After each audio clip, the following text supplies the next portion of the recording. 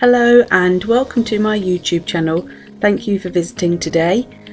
I'm going to be creating some metallic effects using the Pearlywinks ink sprays on a grey board, piece of board that is a bit bigger than an ATC size. I'm starting by creating some texture on my grey board using a mesh stencil from Memory Box. The texture paste is a black modelling paste from Deco Art, and I'm applying it quite roughly across most of the surface of the board.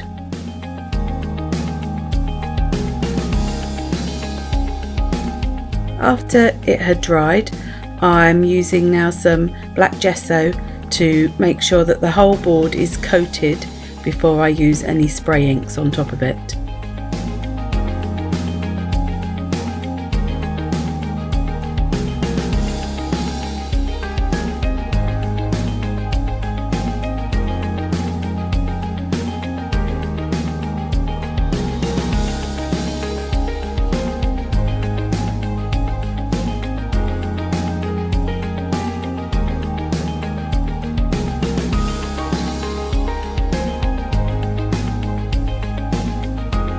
And sometimes when you dry black gesso, it's only once it's dried that you can spot that there are areas that you've missed. So I'm going in now to just make sure that everything is covered up, and in a moment you'll see that I'm also going to paint the back.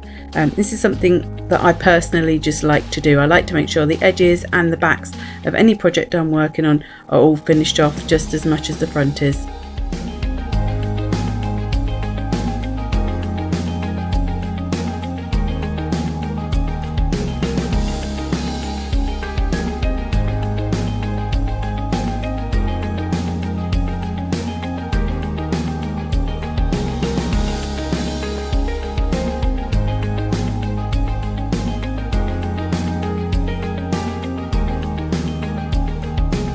I'm now using titanium pearl spray from Pearlywinks, and as you can see at the bottom, the mica will settle, so you do need to make sure that you mix up the spray. If you swirl it, it's much better because it has less chance of getting stuck up the tube. If you shake it up and down, that might happen. And as you can see, when you spray the ink on, first of all, it looks very black, but once you dry the ink, it has this beautiful deep gunmetal silver kind of tone to it.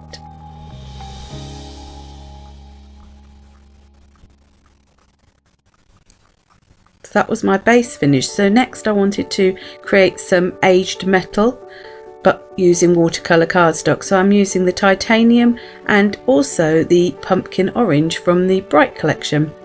I'm starting off by spraying the titanium, and I wanted it to be really wet before I sprinkled some salt on. So I'm sort of combining a couple of different techniques that I've seen here before, and that's the salt technique that you can use with watercolours to get a sort of pitted look. But I'm also going to use the other colour as well to try to create more of a rusted metal feel.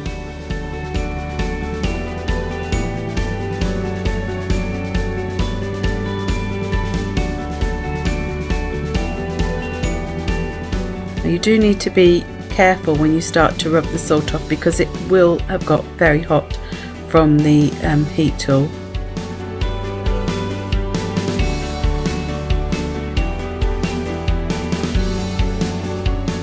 And once all the salt's been removed, I'm now using the pumpkin orange in exactly the same way, and you'll see that it gives this really lovely rusty colour on top of the titanium.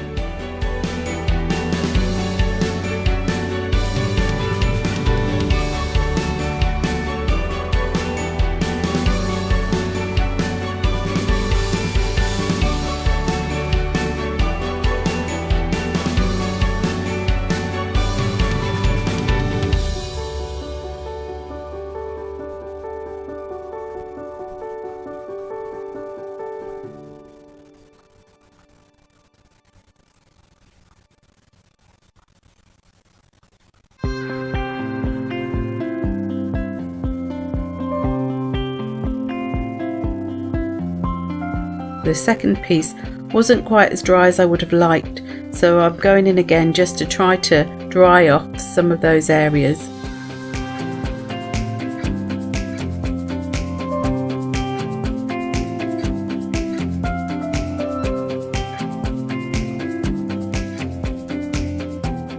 This is a memory box die called Steampunk Corner that I cut earlier, and I'm using 3 different colours on these. I'm using Old Brown here, which is from the Vintage Winks set. So I'm giving it a little bit of a dry in between because I wanted them to layer up a bit. This is the Sandy Brown, which is in the Wink Vibes set. And finally, this is Gold Shimmer, which I'm just adding little touches of here and there, and that's very much like the titanium, that you need to make sure that you do mix it up properly because the mica will settle at the bottom of the bottle. I then wanted a little bit of darker around the edges, so I'm just spraying a little bit of the titanium on as well, and there was quite a bit left over on my paper, so before that dried up I quickly used that to save using any more out of the bottle.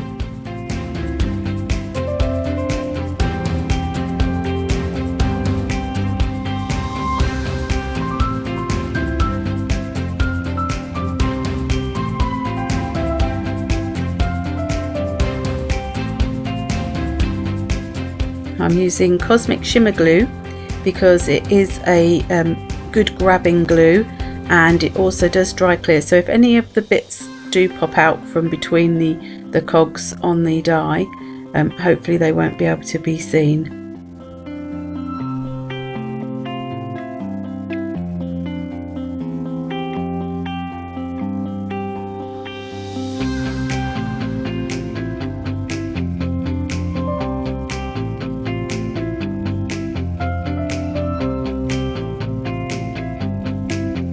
I wanted to build up a bit of a layered focal point for the centre of the board, so I'm just tearing some of that aged metal effect paper, and I'm using just a little bit of the titanium spray around the edges, so where I've torn the paper you get that nice exposed edge, but I wanted it to be a little bit darker so that it blended in with the whole of the project.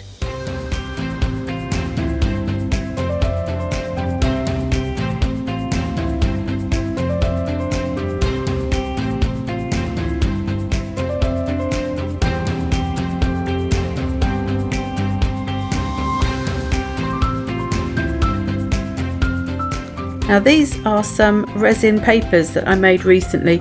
I was doing a project using resin for a piece of jewellery, and I had quite a lot left over. So I'd seen people do this before, so I grabbed some different sorts of paper. I had some book paper, music paper, and a piece of paper that was like a map, and I just spread the resin over it and left it to dry, and it has this lovely quality to it where it soaks the resin in and makes it quite translucent. So I'm just layering up some of the extra cogs that I cut from one of the die cuts and deciding on my composition.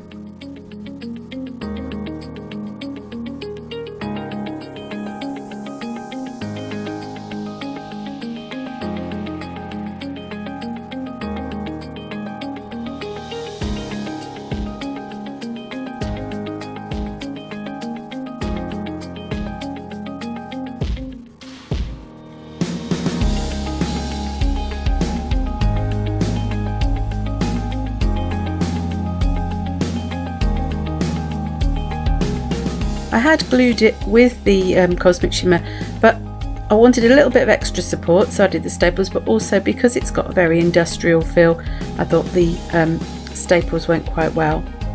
Now I wanted an extra bit of focal point to my board, so I'm using from the Pearlywinks vintage stamp just the part of the stamp that has the butterfly, although I think it looks a bit more like a moth on it.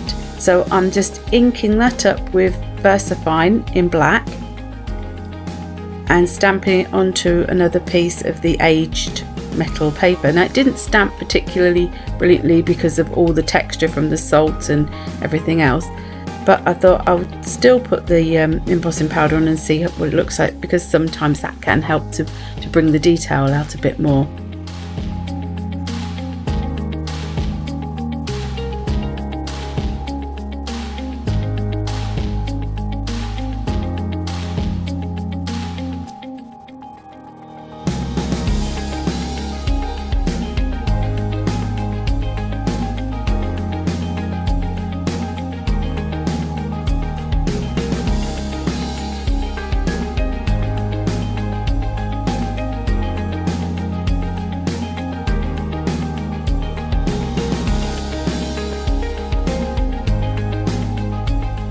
And once I cut it out, I thought that it was actually a bit too big for the project, so I decided to just cut the half that had stamped better to use on the side of the card.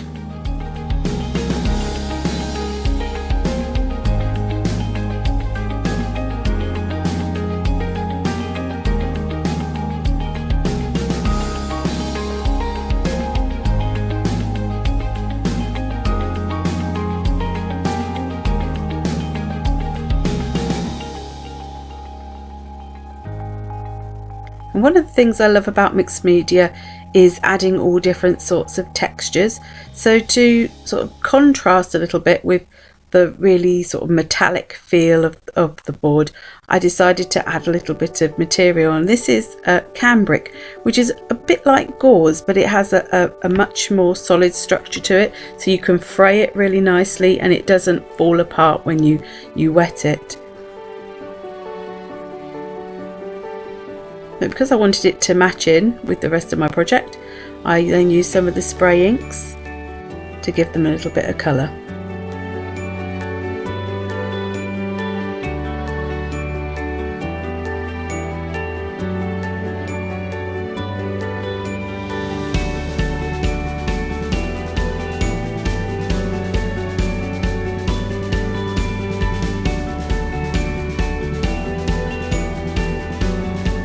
At this point I'm using glue gel rather than my Cosmic Shimmer, as it gives you a bit more height and it also has a really strong grab to it.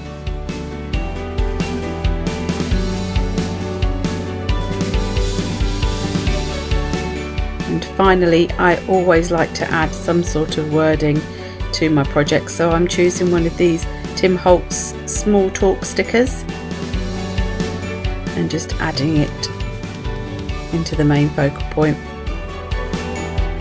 I hope you enjoyed finding out how to use Pearlywinks in some different ways, and thank you very much for watching. There will be a link in the description box to the Pearlywinks website, and if you did enjoy the video, please do like and subscribe. Till next time, bye!